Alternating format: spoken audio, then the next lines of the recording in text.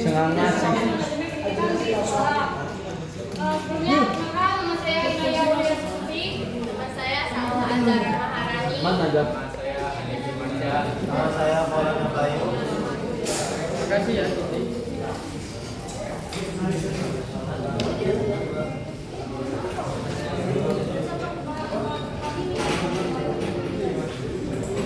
Yang pertama yaitu manajemen pendidikan.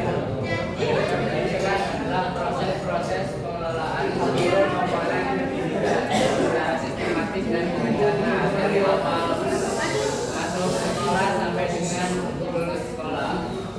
Tuntas untuk mencapai tujuan pendidikan dengan secara efektif dan efisien.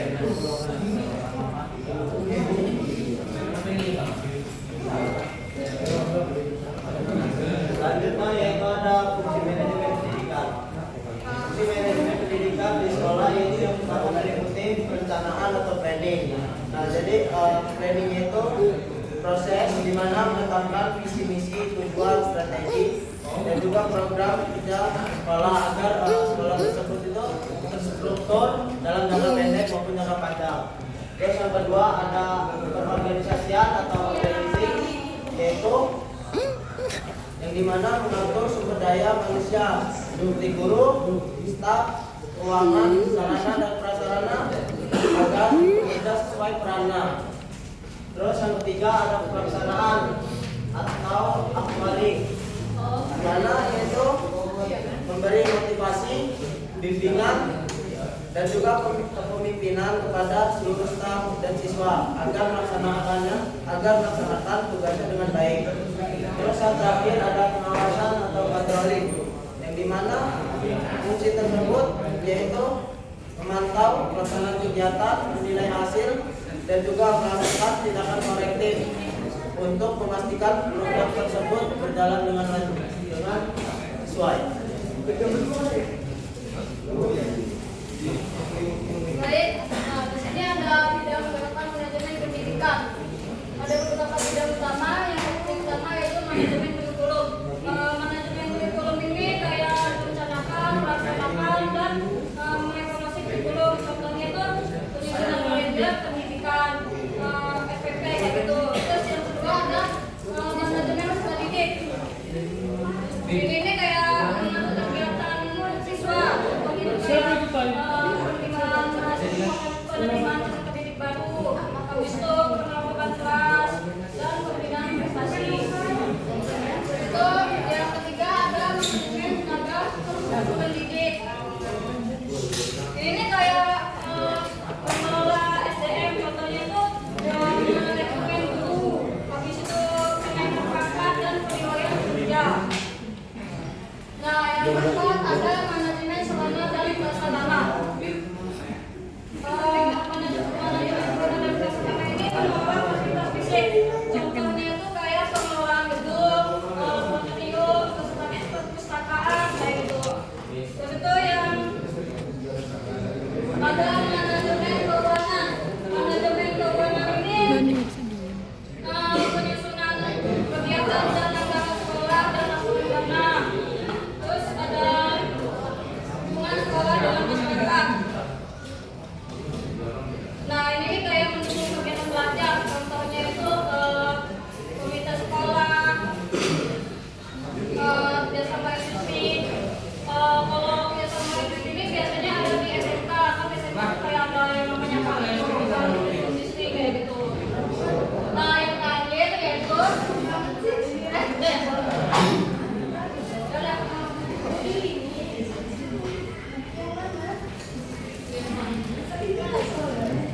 Baik, selanjutnya ada manajemen strategi. Pengelolaan dua sudah. Yang pertama ada penerimaan siswa baru. teman-teman, tolong sih suaranya saya masuk ke video, nanti kan kedengeran. Yang selanjutnya ada manajemen peserta didik. Yang pertama ada penerimaan siswa baru.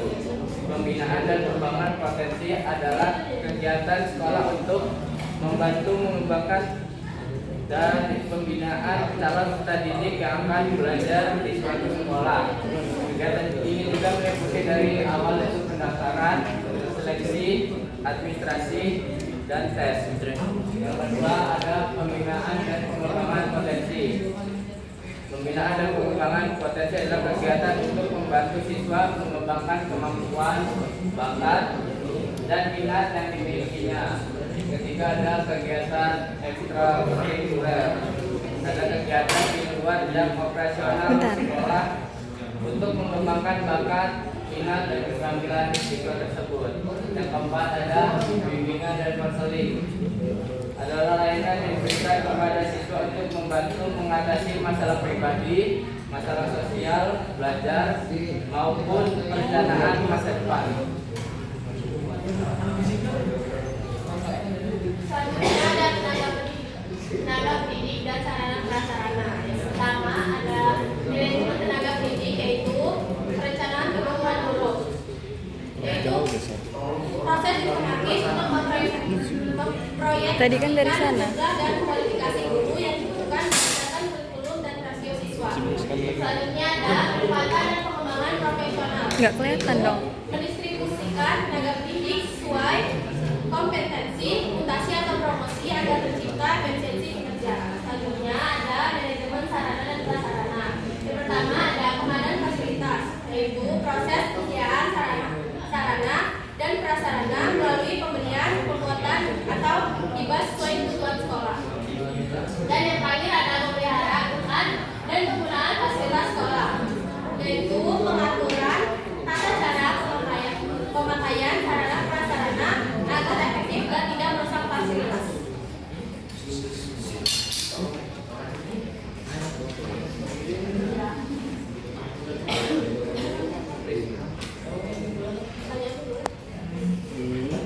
Di sini kami buka sesi tanya jawab.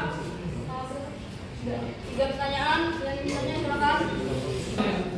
Perkenalkan, saya Halim Sari dari kelas A. Pertanyaannya, kan nanti kalian bakal jadi guru olahraga ke depannya. Jadi kira-kira kalau misalkan punya dana itu terbatas. Terus ada 2 pilihan. Kalian beliin buat fasilitas olahraga atau perpustakaan. Jadi yang lebih penting didahulukan itu apa? Yang nomor 2 itu. Terus menurut kalian apa? Dan teman-teman, jadi hari ini saya berserah biasa izin bertanya. Oke, tentang tadi materi kalian manajemen mengatur pendidik, ya kan? Nah, jadi saya ingin bertanya itu,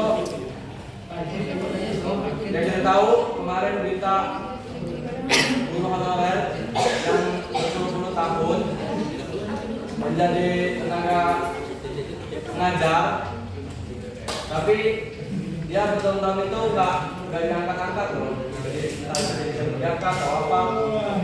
Selama bertahun-tahun itu dia hanya sebagai guru honorer gitu ya. Jadi itu kesalahan dalam bidang manajemennya atau hal yang lain gitu. Itu boleh teman-teman menjelaskan dan saya ingin minta pendapat dari kalian. Cukup sih. Oke, terima kasih. Perkenalkan, nama saya Nanda Jakarta. Bagaimana menurut kalian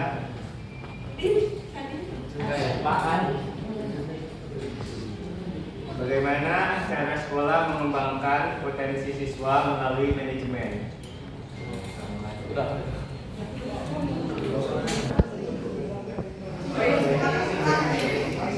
baik, di sini kami akan menjawab pertanyaan-pertanyaan kalian semua.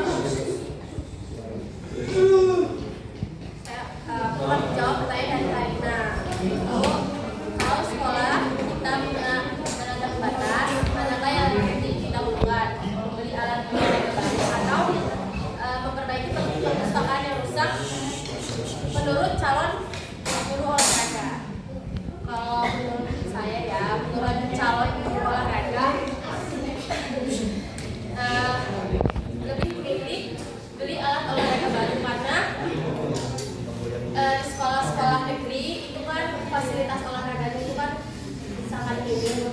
sangat minim sekali fasilitas alat-alat di sekolah saya. Jadi kita bisa tergantung kalau misalnya dia sekolahnya emang khusus buat atlet.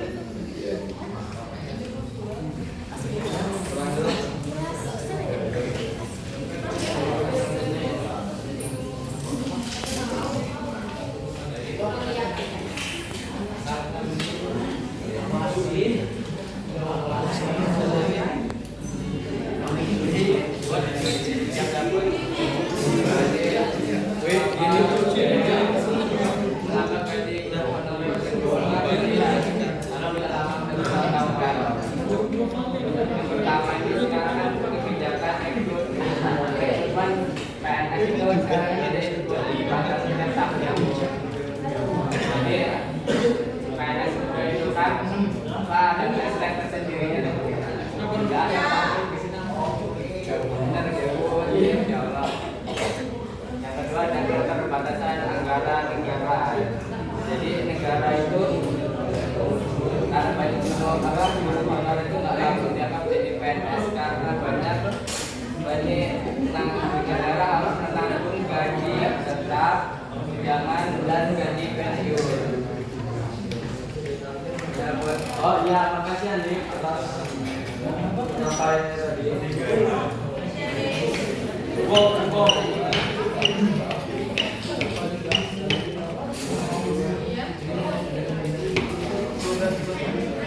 Selanjutnya tentang bagaimana cara sekolah mengembangkan bakat siswa di manajemen pendidikan. Caranya pertama yaitu yang seperti saya jelaskan tadi perencanaan atau planning, yaitu bagaimana menyusun program pembinaan melalui bakat, minat, terus yang kedua ada politik di mana di situ disediakan fasilitas belajar oleh guru pembimbing agar dibimbing lah. Terus yang ketiga ada aktuali pelaksanaan. Jadi ketiga itu dikasih program dan juga dikasih mentor atau guru. Dan yang terakhir itu evaluasi.